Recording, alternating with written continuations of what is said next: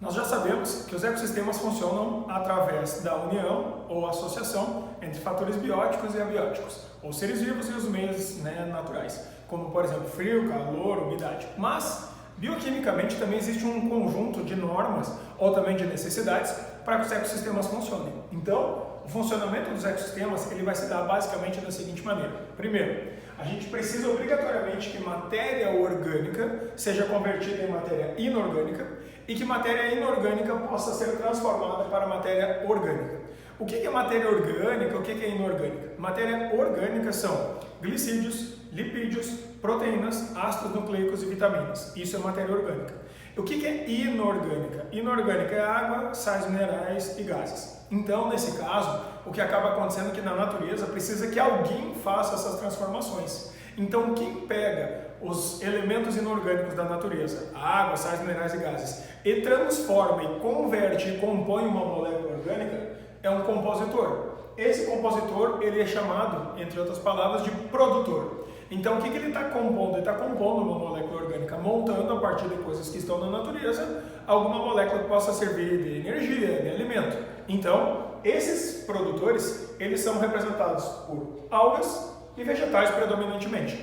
Então, vegetal ou alga, às vezes chamado de fitoplâncton, qualquer um desses aí é um produtor. Em raras exceções ou opções, aí a gente poderia citar a bactéria como um tipo de produtor, mas daí ela teria que ser uma bactéria quimiosintetizante, não é qualquer bactéria também. Então, em geral, são os fotossintetizantes.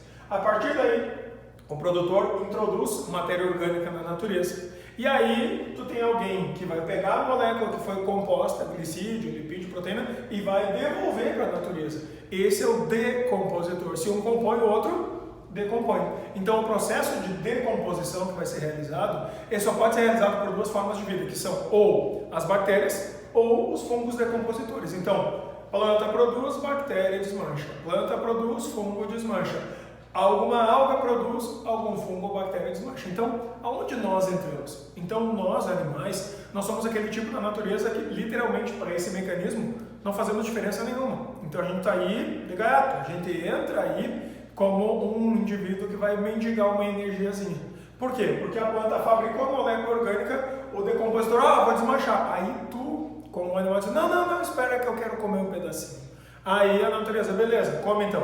Então, aí tu entra.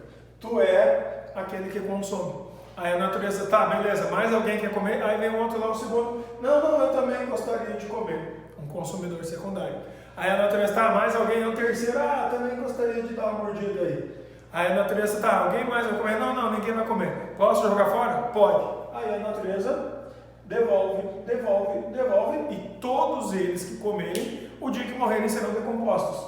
E aí, volta tudo para a natureza sob a forma de matéria inorgânica. Só que vejam o seguinte, nós estamos falando aqui de matéria. Isso aqui é um comportamento cíclico, um movimento circular de elementos químicos. Então eles vão, depois eles voltam. Então tudo vai e volta. Que é uma coisa que vocês vão estudar mais em outras aulas, chamado ciclo biogeoquímico. Nada mais é do que isso aqui. Transforma de um tipo e devolve de outro, mas volta para o ponto de origem. Sendo assim, os produtores sempre serão fotossintetizantes, praticamente em todos os casos. Os decompositores, bactérias e fungos. E os consumidores, quase sempre bicho. E aí, quando é um animal, ele pode ser um consumidor primário, que é o primeiro a comer, vindo diretamente do vegetal, e esse vai ser um indivíduo que é ou herbívoro, tipo uma vaca, uma cabra, ou um onívoro, que nem a gente, que pode comer tanto carne quanto vegetais, né? Um dos dois. O segundo, o terceiro, o quarto, os que vão vir depois para comer, ou são indivíduos que são carnívoros e comem um outro animal, ou são onívoros, que são aqueles indivíduos, então,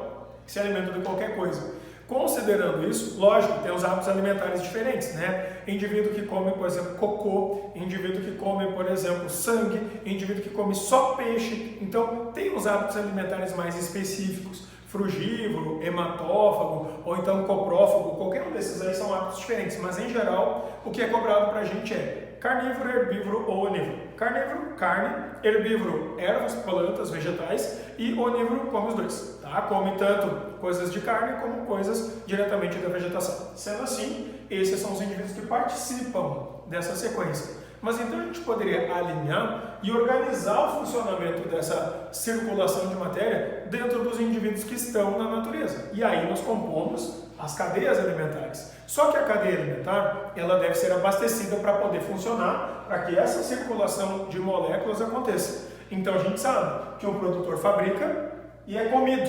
Então a seta aponta para quem está comendo. Aí o consumidor primário é comido e a seta aponta para quem está comendo. O consumidor secundário é comido.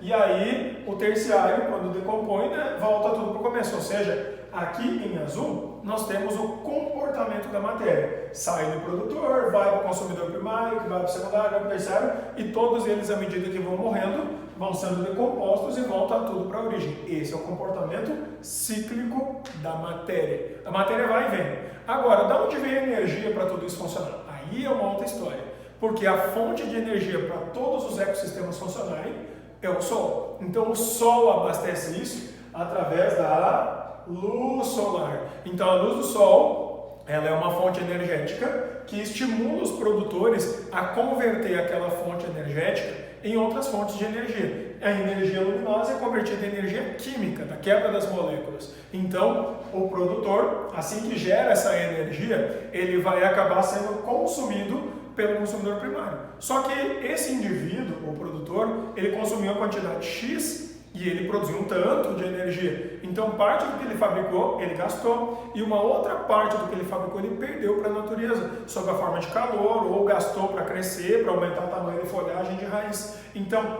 parte do que ele produziu é perdido, e somente um percentual pequenininho passa para frente. Então, na verdade, tudo aquilo que o produtor fabrica, a gente chama de produtividade primária bruta.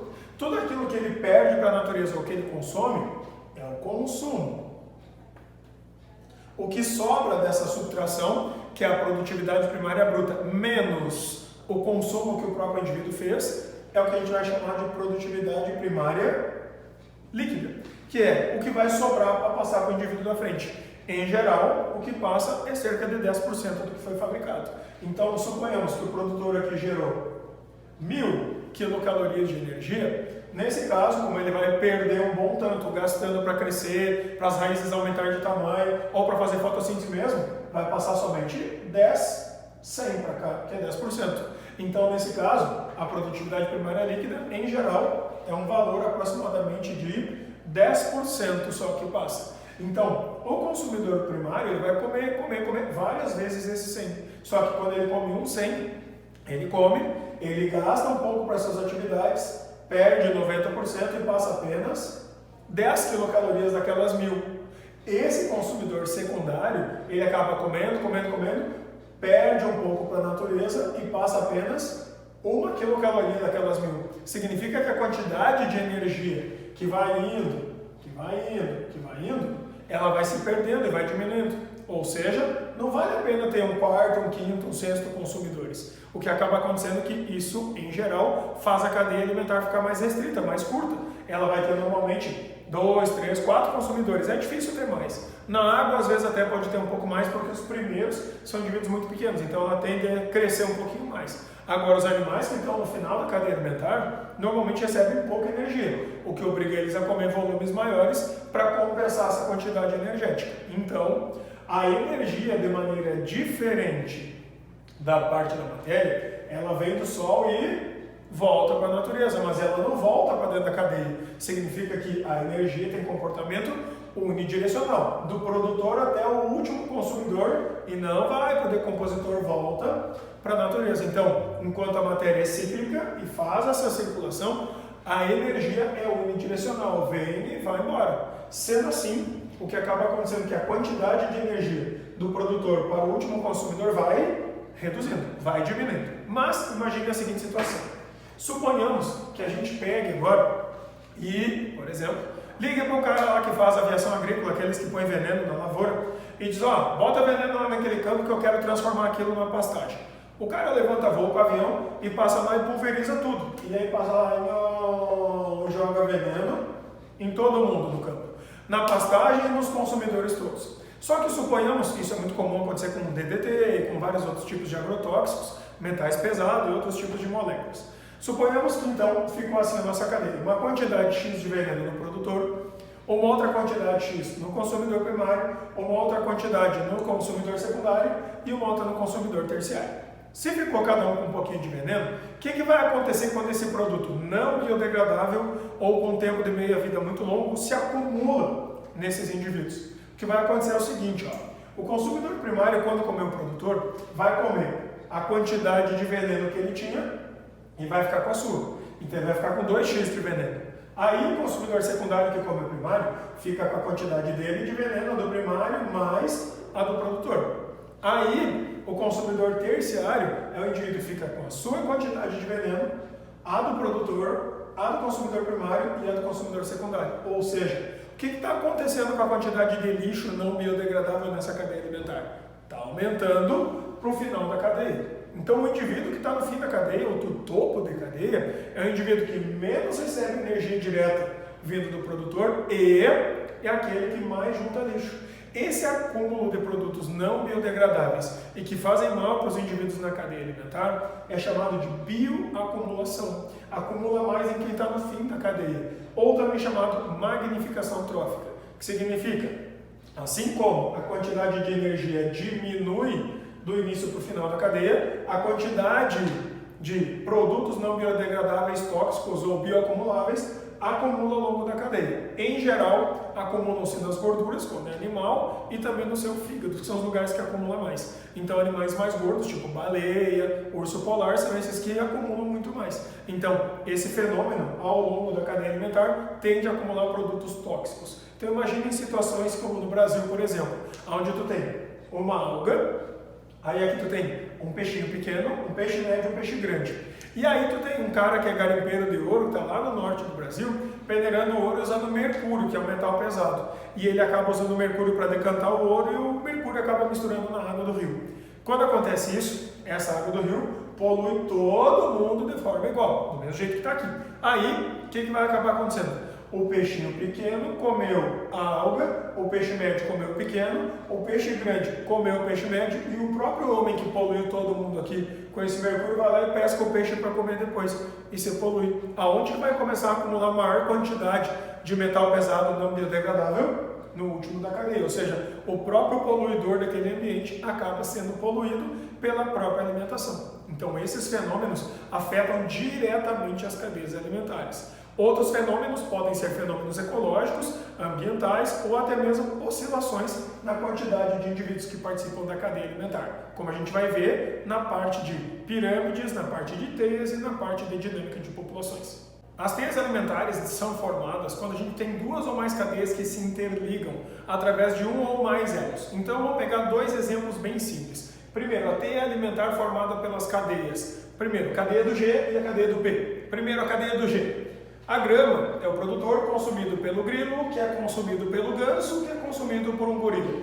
Então, nesse caso, nós temos um indivíduo que vai sendo comida por outro. Essa é a cadeia alimentar. O segundo tipo de cadeia é a cadeia do pasto, que é comido pelo pulgão, que é uma pulguinha de plantas, que é comido por um pinto, que vai lá e come na plantinha, e que é comido por uma papapinto, que é uma cobra. Então, nesse caso, o que acaba acontecendo? Nós temos duas cadeias independentes, mas a gente pode ter o seguinte tipo de situação. Quando as cadeias começam a se interligar, por exemplo, se o pulgão se alimentar da grama, e então se o ganso se alimentar do pulgão, e então se a papapinto comer o ganso. Nesse caso é um pouco mais difícil de acontecer, mas é possível.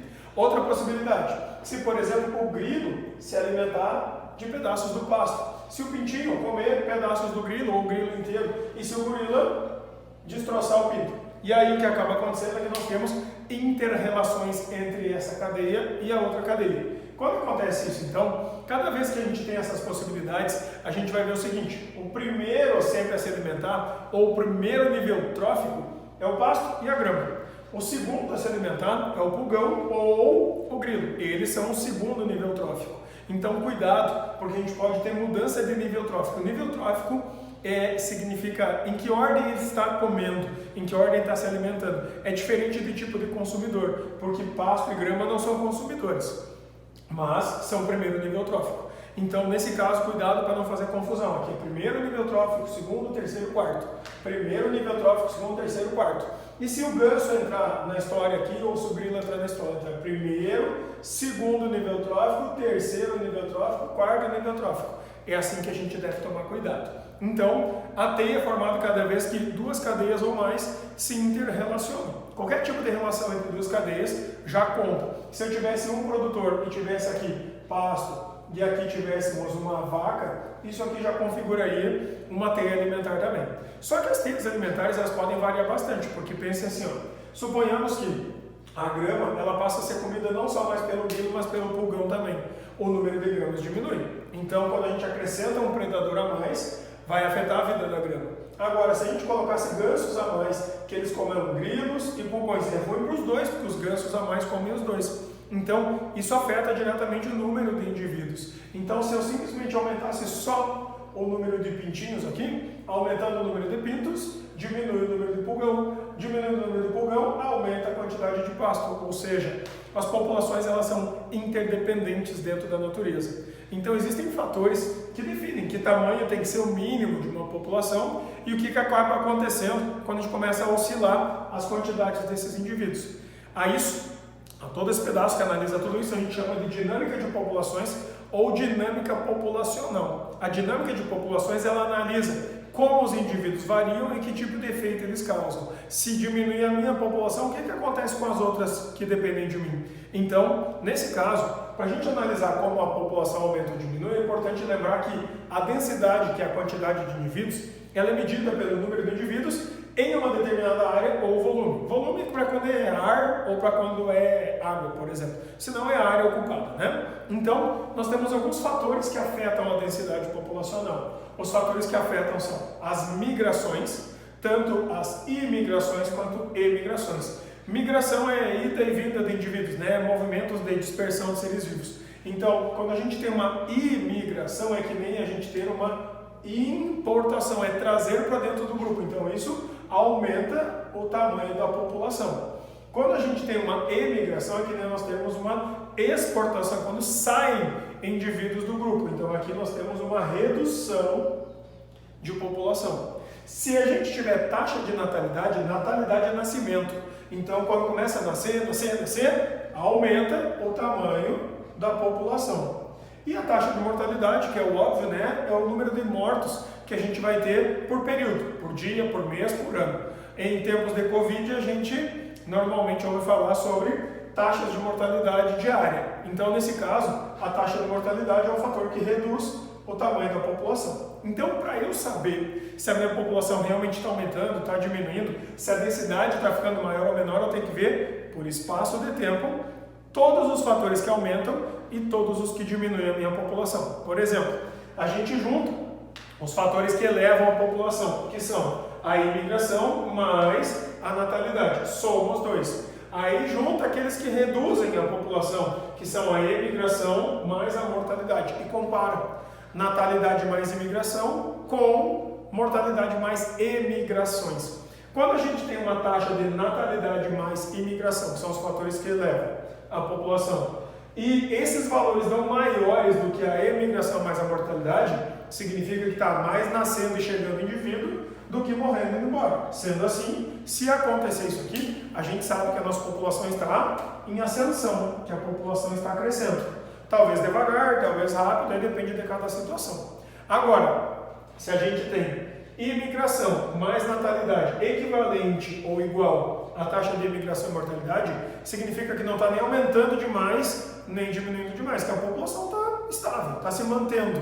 Então, significa a população está igual. Então, não está mudando praticamente nada, está equivalente, né? Então, não está tendo alterações significativas. Então, por exemplo, morrer 200.